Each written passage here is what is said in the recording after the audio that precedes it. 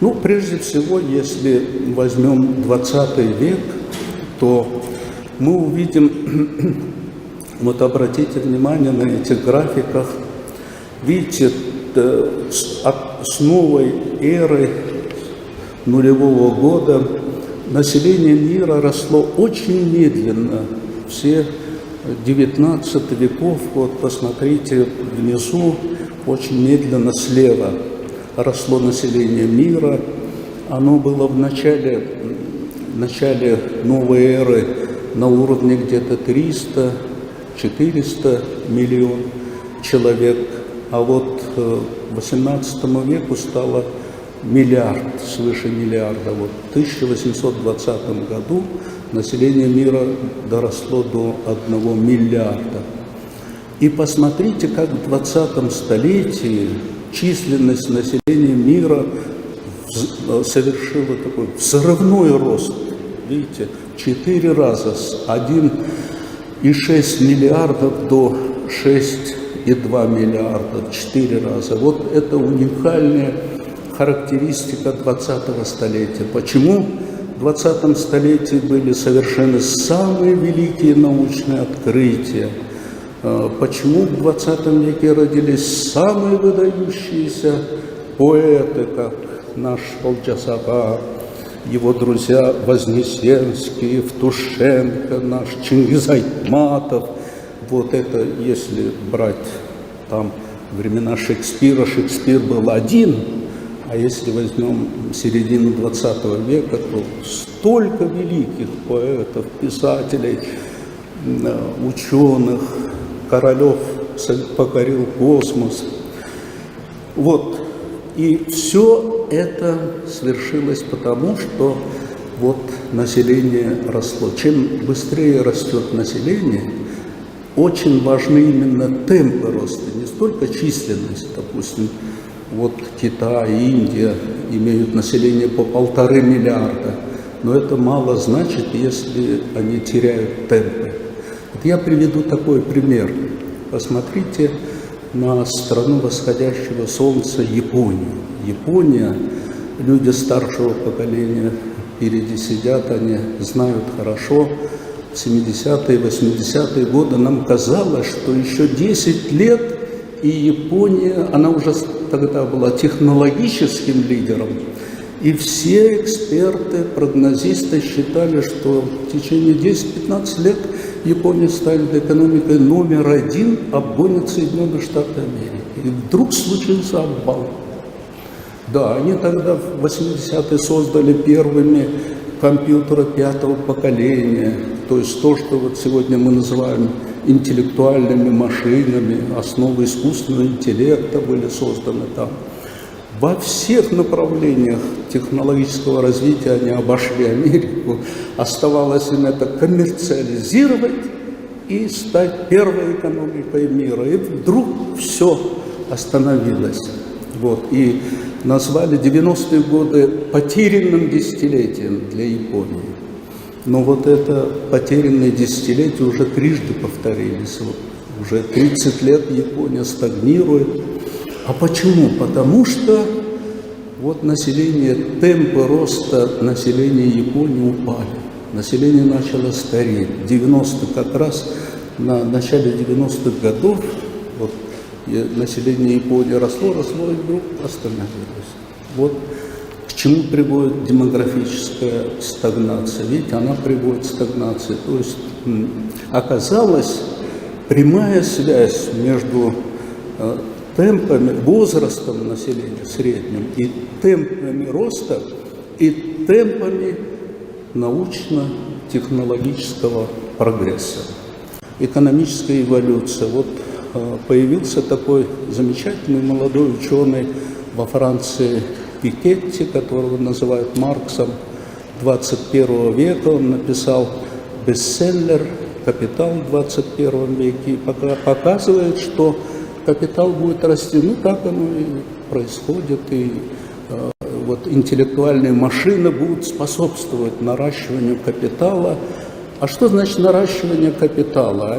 Это означает, что труд будет человеческий труд все меньше и меньше востребован. То есть интеллектуальные машины, компьютеры, роботы с элементами искусственного интеллекта, они будут забирать у нас работу. Но не только забирать. Вот встал вопрос, а могут ли вообще начать и сокращать численность населения? Вот такой вопрос тоже возник, и вот мы на него дали ответ, я потом расскажу. Взять в качестве ключевого фактора производство информации. Вот мы построили впервые информационную теорию экономического развития в Московском университете. Это вот сейчас в связи с развитием цифровой экономики перед нами была поставлена задача математику цифровой экономики. Вот вы видите, для Соединенных Штатов Америки верификация для информационной эпохи 80-е, 20-е годы, вот со всеми изгибами, извивами, видите, прогноз, эти формулы очень хорошо считают развитие социально-экономическое. Следующий слайд. Вот на этом мы по нашим формулам информационным прогнозируем вот зеленая линия. Вот черная, как росла численность занятости в американской экономике, видите? Вот после кризиса 8-9 года занятость упала, безработица возросла, потом она немножко поднялась, а вот 20-30-е годы будет медленный рост, а с середины 30-х будет сокращение резкое, и считают, ну вот наша. А красная линия – это прогноз самих американских ученых. Вот наша поточнее показывает. И вот так интеллектуальные машины начнут забирать работу в самой первой экономике мира, ну и во всех экономиках точно так же. Следующее. Ну что делать людям? Да, и вывод наш в том, что уже не численностью всего населения прогресс будет определяться только теми людьми, которые работают в системе НИОКР. Ну, вот, университеты, наука, вот, которые продвигают технологический прогресс. Вот обратите внимание, что произошло с человечеством. Видите, темпы роста населения мира падают с 60-го года прошлого века. Именно поэтому, посмотрите, почему в 60-е годы родились такое максимальное количество талантов. Ну вот я приводил пример, вот Волжасава, Вознесенский, Айтматов, все Королёв, они все появились тогда. Вот. А потом все меньше таких ученых, как Эйнштейн, сегодня нет. А вот все по демографическим, видите, демография падает, темпы роста населения падают, а прогресс научный, технологический определяется именно темпами роста, а не численностью. Вот как отсюда и спад мы видим. Это эмпирическая база. Вот видите, она росла, изобретение. Видите, сначала медленно, потом взрывной рост в 19-20 веке. Все так, как население идет, видите, как население Земли. Вот это данные Хеллиманса Банча и моих коллег. И вот обратите внимание, с правой стороны, вот сверху синяя линия, это траектория по формуле Капицы.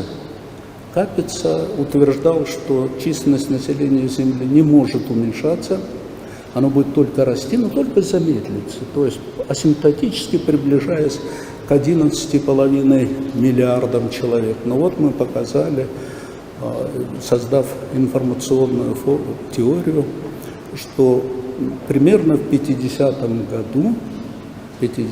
году человечество достигнет максимальной численности, а потом начнет сокращаться неизбежно, потому что интеллектуальные машины, искусственный интеллект будет забирать у нас самое главное. А что самое главное для человека было? Для человека это обработка и использование знаний, информации. Вот. А теперь у нас появился конкурент, которого мы сами создали. У человека не было конкурентов до сих пор. во всем животном мире. А теперь мы сами создали себе конкурента.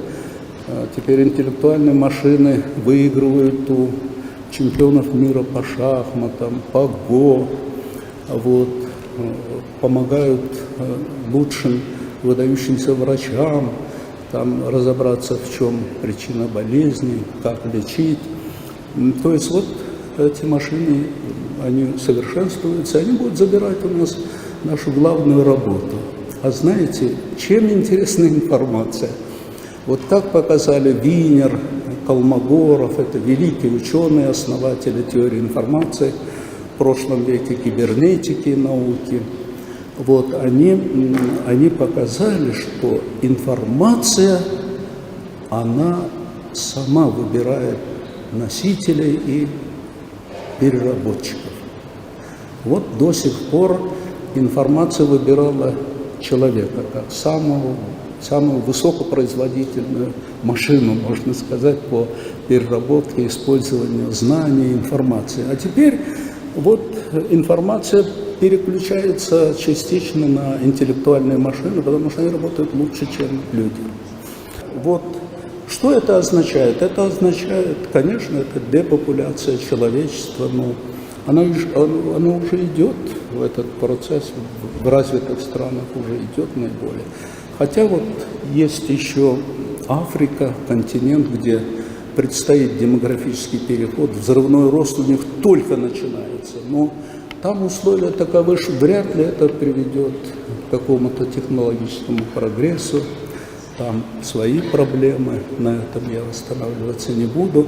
Ну а в целом человеческая цивилизация будет подвержена депопуляции. Вот